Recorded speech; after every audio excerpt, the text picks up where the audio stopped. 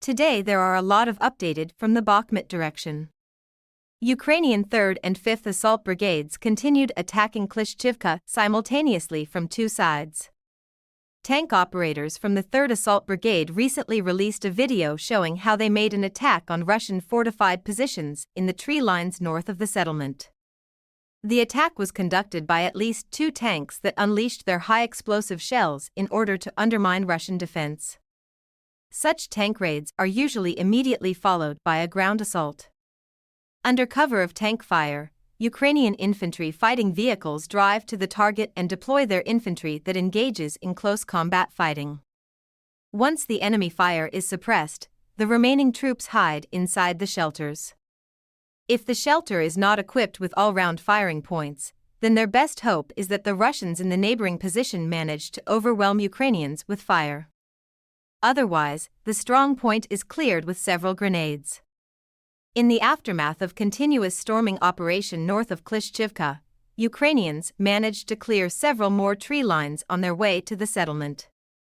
According to the latest updates, Russians are controlling the main trench network on a hill and two dense tree areas around it.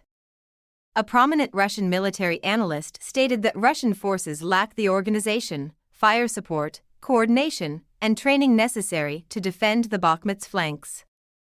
The analyst also complained that Russian forces allowed Ukrainian forces to drive an infantry fighting vehicle for 15 minutes into the Russian rear without destroying it, with the Ukrainian assault lasting only 16 minutes in total. However, this is only half of the bad news for Russians. Several days ago, a Wagner-affiliated source reported that Ukrainians had crossed the canal and were developing their second line of attack.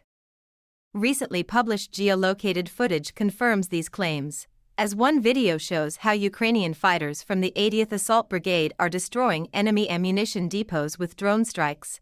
Another one shows how Ukrainian artillery or mortar crews are hitting Russian positions 500 meters south of the previous ones, and the latest video shows how Ukrainians crossed the canal, approached the enemy and successfully established control over the positions on the other side of the canal. This is a very significant development because it means that Ukrainians proceed further with the plan of engulfing Klishchivka from two sides, which is crucial for conducting a successful storming operation. As mentioned previously, there is an extensive trench network on a hill that is surrounded by two small forests, which together make an extremely powerful fortification. That is why undermining Russian defensive capabilities prior to the assault is extremely important. And while Ukrainian infantry is generating tactical gains, Ukrainian artillery and drone crews are making Russian logistics a nightmare.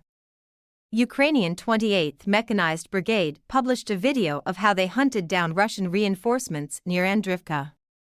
In the aftermath of one day of continuous monitoring of the road by drone operators and the help of the artillery crew, Ukrainians managed to destroy 10 Russian vehicles, including one tank. The vehicles were delivering ammunition and manpower. In the meantime, Ukrainian drone operators from the 5th Assault Brigade have focused on the opposite side of this region, namely on the Russian positions in the forest. The footage shows how they destroyed an enemy mortar position and an ammunition depot.